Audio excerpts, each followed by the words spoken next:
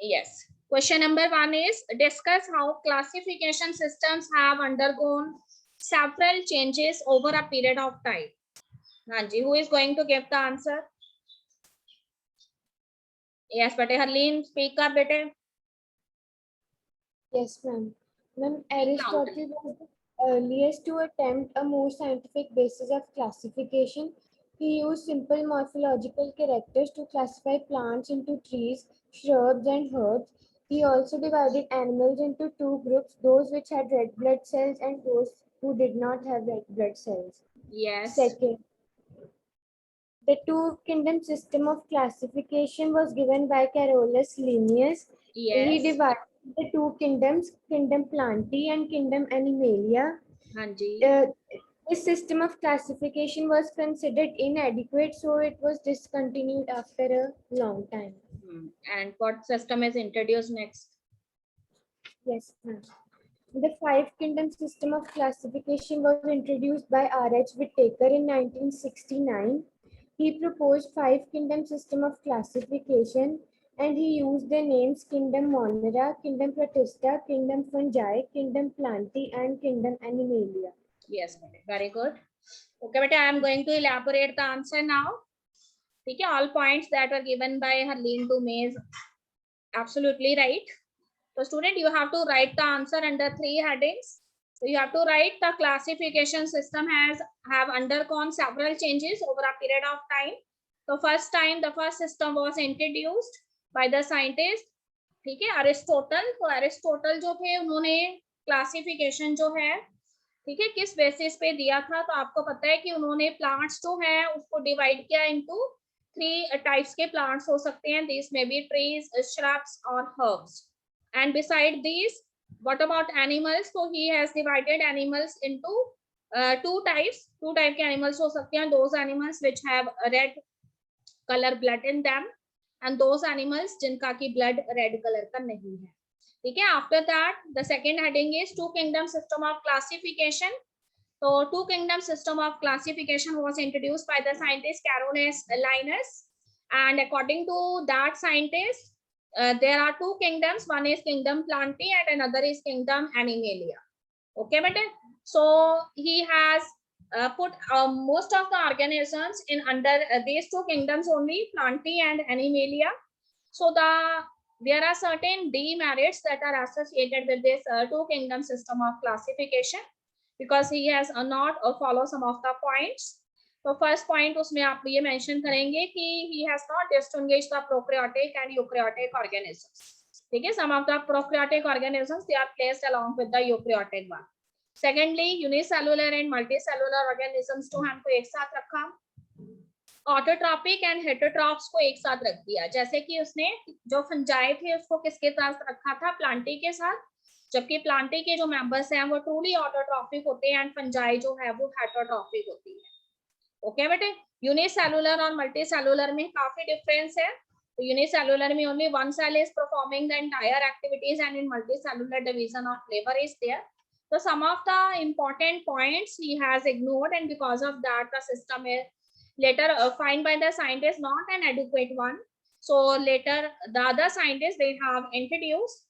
Okay, there was a scientist R.H. Whittaker and he has given you can say a separate system of classification and that is the 5 kingdom system of classification. तो उसमें उसने 5 kingdom रखे थे, Monera, Protista, then Fungi, then Plantae and animalia.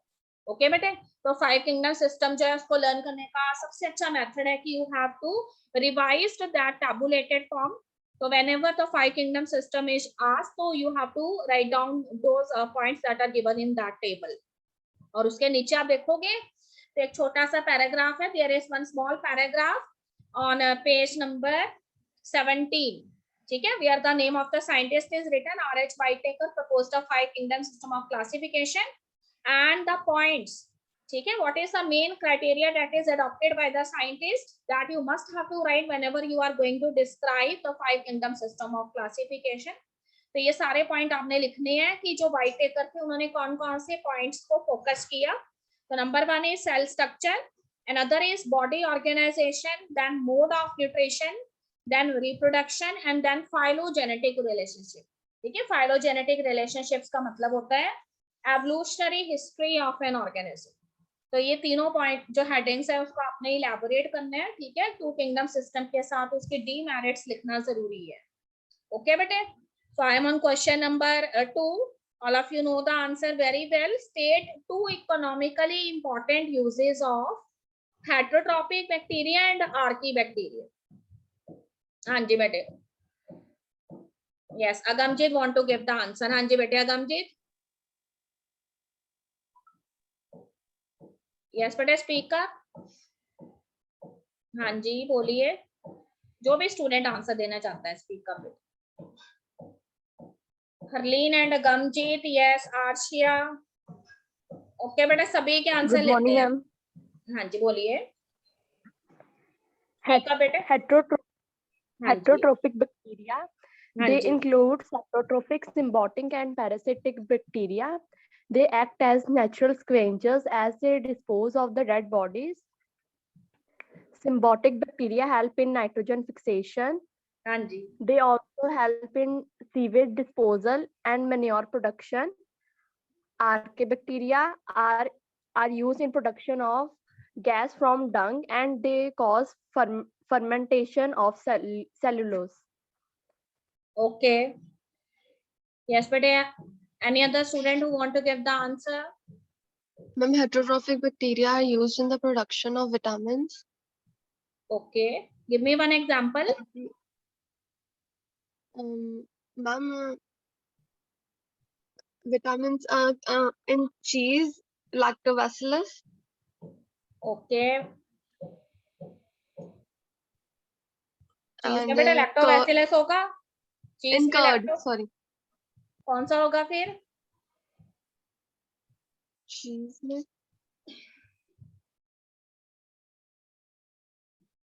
Fungi होती है, ठीक है, yeast yeast होती है बेटे। और भी कई तरह की अलग अलग टाइप की चीज है ना, स्विस चीज है उसमें भी फंगस होती है, ठीक है।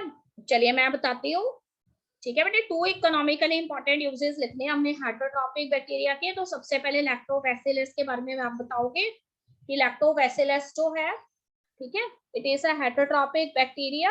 और ये बैक्टीरिया जो है वो क्या करता है, मिल्क में प्रेजेंट जो मिल्क प्रोटीन्स होते हैं उसको फर्मेंट करके उसको किस में कन्वर्ट कर देता है, कर्ड के अंदर कन्वर्ट कर देता है, ठीक है। उसके बाद देखिए अनदर एग्जांपल आप दे सकते हो कि some of the bacteria they are involved in the production of antibiotics, ठीक। Antibiotics are those drugs which they are generally used to kill other micro organisms. तो उसमें से देखो there is one bacteria and the name of the bacteria is staphylococci, ठीक है। Staphylococci is the bacterium, और ये bacterium जो है उससे हमें जो है एंटीबायोटिक मिलती है, ठीक बेटे। तो उसके बाद देखो और अगर एग्जांपल देनी है तो you can give the examples of some of the important heterotrophic bacteria, nitrogen fixing bacteria. आपके पास कितने सारे हैं, ठीक है। एनाबीना है, नॉनस्टॉक है, नाइट्रोबैक्टर है, नाइट्रोसोमोनास है, नाइट्रोसोकोकस है। All of this they come under the heterotrophic bacteria, ये फिक्स नाइट्रोजन करते हैं। और देखो I am on page number 19। हाँ जी, राइजोबियम लेग्यूम्स में होते हैं ना। इसके अलावा देखिए अगर हमने जो है बताने आर्की बैक्टीरिया के बारे में, ठीक बेटे। तो आर्की बैक्टीरिया का एक तो आपने बता ही दिया मुझे कि बायोगैस प्रोडक्शन जो है उसमें इन्वॉल्व होते हैं बिकॉज दिस आर्की बैक्टीरिया, ठीक है। तो another very important thing is that I have find out कि as these bacteria are the primitive type of bacteria, so they generally found in some of the harsh climatic conditions। तो देखो एक बहुत ही अच्छा point है, वो कहते हैं कि जब वॉल्केनिक इरप्शन होता है ना, व्हेन द वॉल्केनो इट इरप्ट्स और बर्स्ट होता है वॉल्केनो, या फिर सल्फर के जो स्प्रिंग्स होते हैं, ठीक है। When sometimes you visit towards दो सिटीज, देहरादून मैसूरी की साइड आप जाते हैं तो वहां पे सल्फर पे स्प्रिंग्स होते हैं। तो यहाँ पे ये आर्की बैक्टीरिया जो हैं they are mostly found, and ये आर्की बैक्टीरिया जो हैं वो हमें क्लूज देते हैं कि how the life they actually start, ठीक है। जब अर्थ जो थी उस पे जो है फेवरेबल कंडीशंस प्रेजेंट नहीं थी, तो उस समय किस तरह से लाइफ जो है इन हार्श कंडीशंस के अंदर जो है वो ओरिजिनेट हुई, उसके बारे में भी हमें क्लूज मिलते हैं आर्की बैक्टीरिया से। ओके बेटे, अनदर थिंग इज कि आर्की बैक्टीरियाज जो है वो मोस्टली जो है वो कहते हैं कि गट ऑफ द रूमिनेटिंग एनिमल्स। आपको बताया था कि जो हमारे डोमेस्टिक एनिमल्स होते हैं उनमें कंपाउंड स्टमक होता है, उसमें एक कंपार्टमेंट होता है which is known as rumen, और उसके अंदर जो है ये बैक्टीरियाज मोस्टली मिलती हैं। तो रूमिनेटिंग एनिमल्स जो है उनके गट के अंदर ये प्रेजेंट होते हैं, और जो ग्रासेस जिनके ऊपर वो फीड करते हैं ना, उनके सेलुलोज को डिकम्पोज करने का ये काम करते हैं। ठीक बेटे, तो ये सारे पॉइंट आप यहाँ पे लिख सकते हो। मिथुनोजेंस इन्हें हम बोलते हैं, काउडंग के अंदर भी प्रेजेंट होते हैं। और हमेशा याद रखिए कि मीथेन गैस जो है वो मार्शी एरियाज के अंदर हमें मिलती है। Okay student, now I am coming with the next one, question number 3। What is the nature of cell wall in diatoms? Diatoms के अंदर जो सेल वॉल है उसका नेचर कैसा? हाँ जी बेटे Harleen, other students can also participate. ठीक है, कोई बात नहीं, अगर गलत हो जाएगा कोई बात नहीं, सभी अपने ही हैं। यस बेटे Harleen. Yes, ma'am. When the cell walls of the diatoms form two thin overlapping shells which fit together as in a soap box, the walls are embedded with silica shells and thus they are indestructible. The diatom, ये mention करना है कि वो जो है diatomaceous earth उसके बारे में। देखो बेटे सिंपल सा क्वेश्चन है, हमें नेचर बताना है ना सेल वॉल का डाई एटम्स में, तो यू हैव टू राइट कि सेल वॉल जो होती है डाई एटम्स की उसमें मोस्टली जो है सिलिका प्रेजेंट होता है। ठीक है, तो सिलिका के डिपॉजिट्स जो हैं they are present in the cell wall of the diatoms, and the cell wall you can say it is in the form of the overlapping shells. Overlapping shells की form में होती है, and both of these shells they are able to fit with each other. एक दूसरे में fit हो सकती है। Another thing is कि as the animal that is living in that particular habitat, so when that animal left the habitat, तो उस समय वो क्या करता है, the animal you can say leave the deposits of the cell wall that is rich in silica, ठीक है, in their habitat. सो अगर थाउजेंड्स ऑफ इयर्स तक वो वहां पे पड़ी रहती है, सेल वॉल के डिपॉजिट वहां पड़े रहते हैं, ठीक है, तो वो डाइएटमेशियस अर्थ का रूप ले लेती है। डाइएटमेशियस अर्थ जो है उसके काफी सारे बेनिफिट्स हैं। आपको बताया था पॉलिशिंग के लिए हम उन्हें यूज करते हैं, फिल्टर्स बनाने के लिए यूज करते हैं, for filtering the sweats and oils etcetera. Gritty and tough होती है ये। ठीक है, यहाँ तक सारा लिखेंगे। चलिए आगे चलते हैं, question number 4।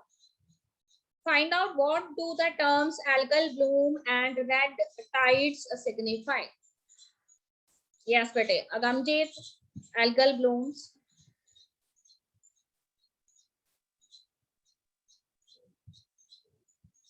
Nanji, Agamjit, speak up. If any other student want to give the answer, bete, you can.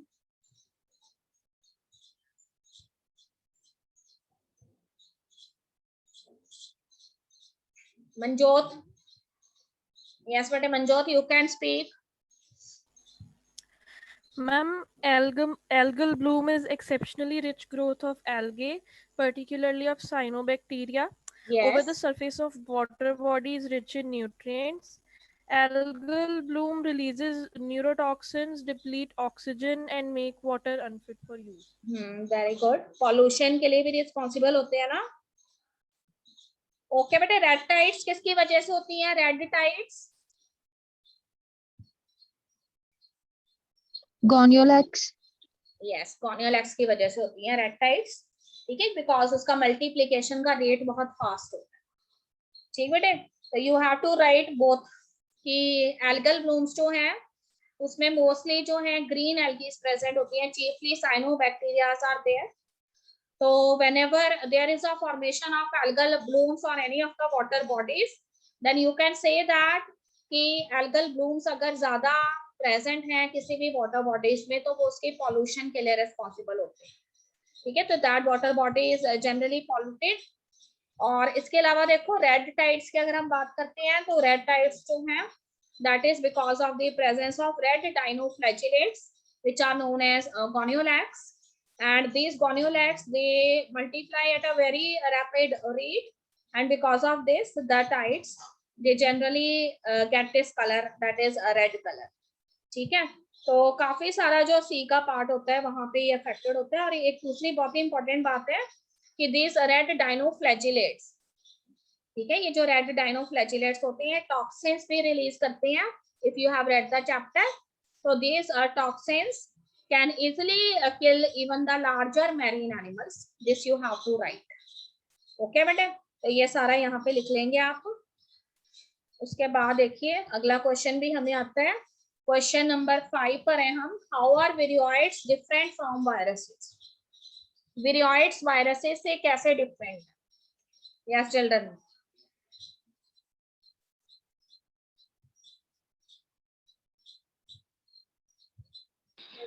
Viroids only contain RNA, हाँ which जी. do not contain protein code, whereas viruses contain RNA and DNA molecules that are enclosed within a protein code. बिल्कुल ठीक है बेटे. ठीक है बेटे, इसमें आप लिखोगे कि वायरसेस जो है they are a little bit bigger in size as compare to viroids. ठीक है, and in viroids what is the special thing? So here you have to write that free RNA molecules are present. And these RNA molecules, they are not surrounded by any protein code or capsid. Okay, second thing is कि in viroids, the RNA which is present, which is a free RNA, it is of low molecular weight. ठीक है, उसका molecular weight कम होता है. Viruses जो हैं, they have genetic material either as a DNA or RNA.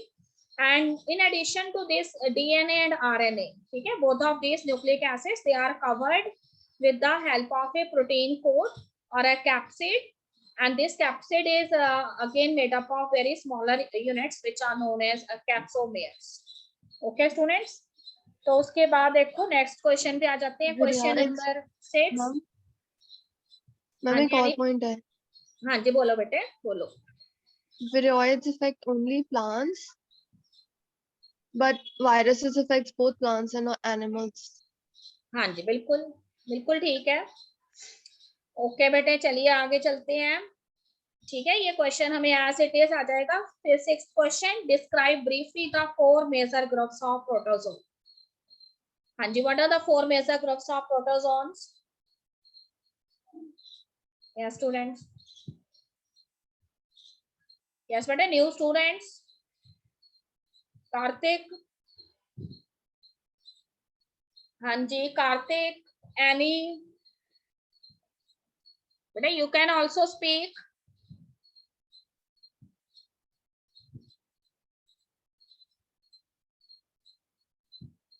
Yes, Manjot is interested to give the answer. Yes, bete Manjot. What are the 4 groups? Ma'am, amoeboid protozoans, हाँ जी. flagellated protozoans, Yes. ciliated protozoans, and sporozoans. Yes बेटे, तो हमने answer जब भी लिखना है चारों groups को इजीली हम एक्सप्लेन करेंगे अच्छे से इलैबोरेट करके. ओके बेटे, तो you have to write there are 4 major groups of protozoan. तो फर्स्ट ग्रुप जो है प्रोटोजोन्स का वो अमीबॉइड प्रोटोजोन्स है. Why they are known as amoeboid protozoans? Because of the presence of pseudopodia false feet-like structures which are actually formed by the movement of the protoplasm. ठीक है, तो you know that in case of amoeba the protoplasm is there. ठीक है, the animal जो है उसकी एक particular cell wall नहीं होती where the protoplasmic streaming it moves. According to that the shape of the animal it also changes. So similar is the case with the amoeboid protozoan. So here you have to give the example of Entamoeba histolytica. So Entamoeba histolytica is causing one disease and the name of the disease is amoebiosis or amoeboic dysentery भी कहते हैं उसको. Second आप लिखोगे amoeboid protozoan के बाद we have the flagellated protozoan. ठीक है, पूरा आंसर हमारा गिवन है देखो इस पेज पे. See the page number is this one 21. Okay बेटे, after amoeboid protozoan we have flagellated protozoan. तो flagellated protozoan as the name itself indicate their locomotory organs are the flagella. Okay, so with the help of this flagella, these flagellated protozoans they can easily move. And इनकी जो parasitic forms होती हैं they are causing one disease and the name of the disease is sleeping sickness और full name है उसका African sleeping sickness. So flagellated protozoan का example यहाँ पे trypanosoma है. Trypanosoma is causing this disease, that is African sleeping sickness. Okay, third is ciliated protozoans. Ciliated protozoans means cilia is present. So many cilias are present on the cell surface, and these cilias, ठीक है, these cilias they propel the animal in that direction where the animal found the food material. तो उसमें मैंने आपको बताया था paramecium is the common example. So this paramecium is found in the fresh water or stagnant water. तो paramecium जो है उसका डायग्राम भी आपने देखा है, ठीक है बेटे. स्लिपर शेप होता है ये ऑर्गेनिज्म, और इसका जो माउथ होता है उसको गलेट बोलते हैं. और उसके बाद cilias they are present on the outer surface. तो as soon as the animal found the food material, all the cilias they beat in that direction and propel the animal, then they trap the food particles, and with the help of these cilias they move the food particle towards the gullet. ठीक है, but before this they produce some digestive enzymes which helps in the breakdown of the complex food into simplest one, and later on all the cilias push that simplest form of food towards the gullet and digestion takes place. तो paramecium से बहुत सारी diseases होती हैं, ठीक बेटे. Sporozoan, sporozoan name ही इसलिए पड़ा है because of the presence of an infectious stage in this protozoan, and that is a sporozoite stage. So the common example is plasmodium, plasmodium which is a malarial parasite. ठीक है, तो spore like stage इनके अंदर present होती है जिसे sporozoite stage कहते हैं, और ये हाईली इन्फेक्शियस स्टेज होती है.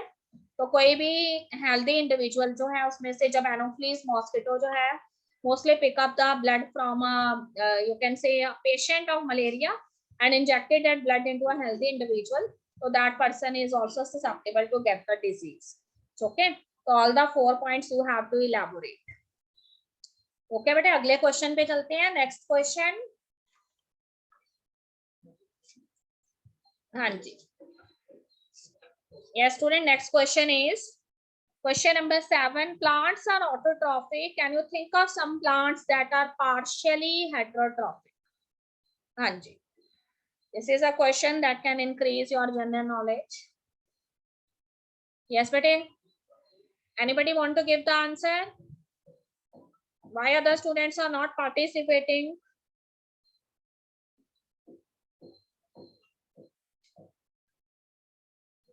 देखो बेटे सीधी सी बात है. हाँ जी, न्यू स्टूडेंट धानिका देगी आंसर. ओके बेटे धानिका, स्पीकर.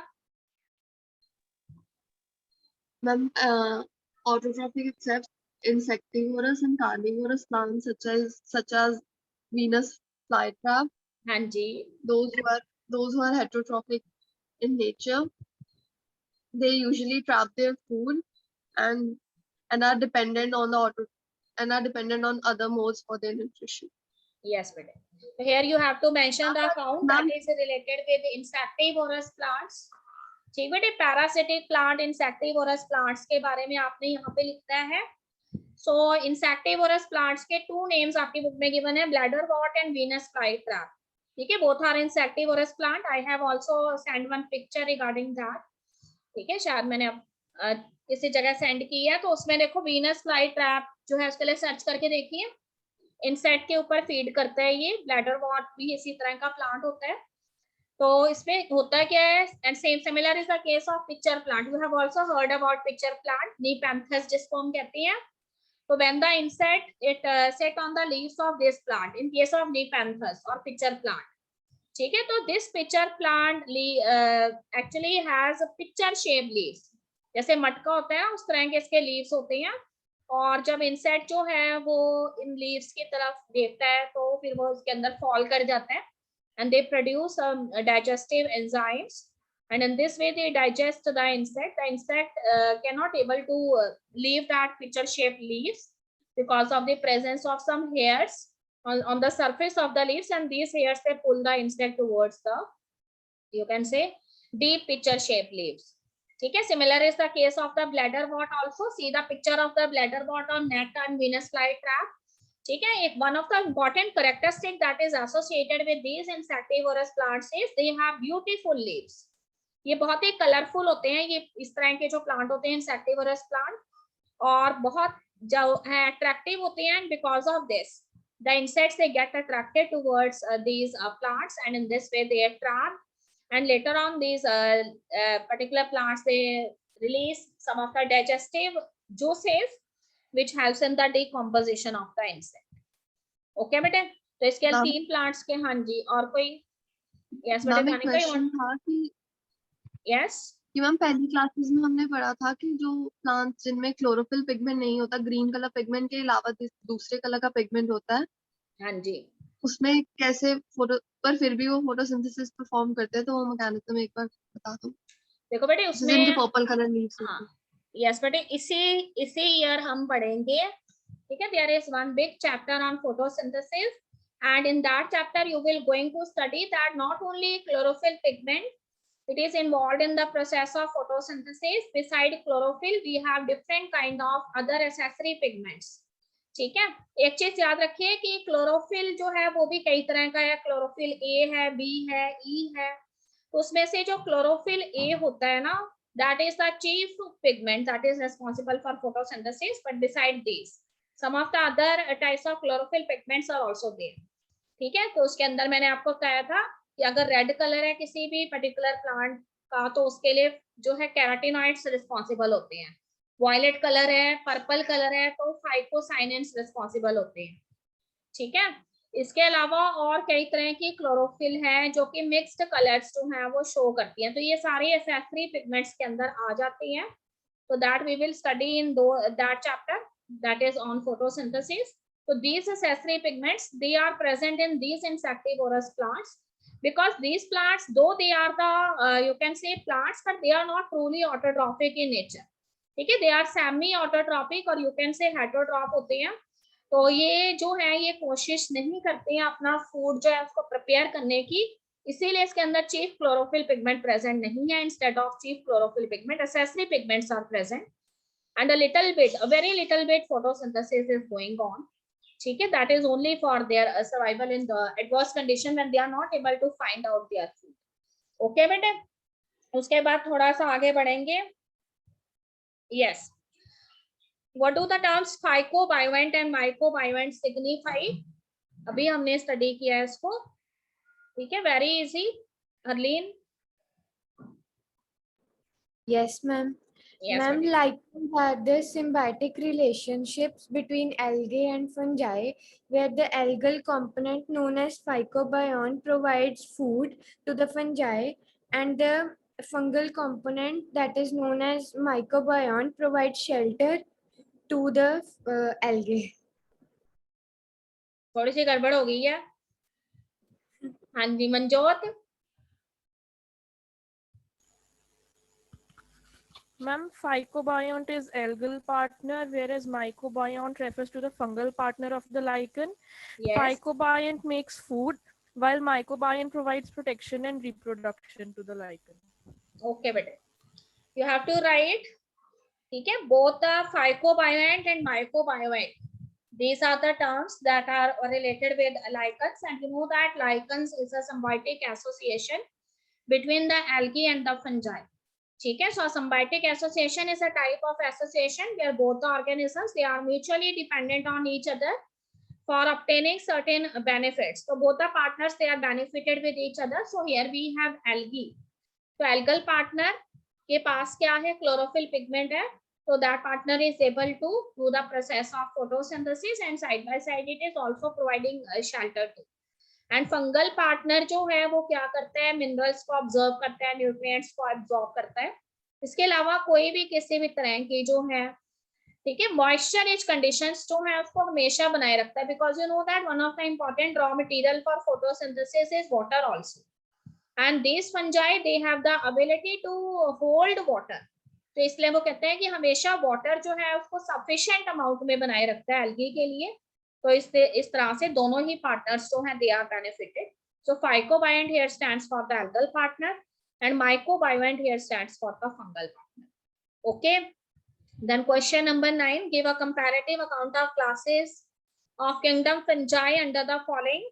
तो देखो बेटे ऐसे ही क्वेश्चन इसको एग्जाम में आ जाएगा सेम ऐसे ही। तो first of all you have to describe the classes of fungi on the basis of mode of nutrition, ठीक है, what is their mode of nutrition. तो देखो इसको लर्न करने का एक बहुत ही अच्छा मेथड है कि हम 4 क्लासेस जो है एस्कोमाइसिटीज है, फाइकोमाइसिटीज, बेसिडियोमाइसिटीज एंड डिटेरोमाइसिटीज, एक कॉलम हम बना लें और उसमें फर्स्ट फाइकोमाइसिटीज, देन हम ascomycetes, basidiomycetes and deuteromycetes. Okay, mode of nutrition में आपने लिखना है कि how that fungi obtain their food, ठीक है। तो it is given in the first line of the beginning of each fungi, जहां पे भी हर एक फंजाई जो उसकी बिगनिंग दी हुई है उसमें फर्स्ट लाइन में ही बताया हुआ है, ठीक है, कि what is their mode of nutrition.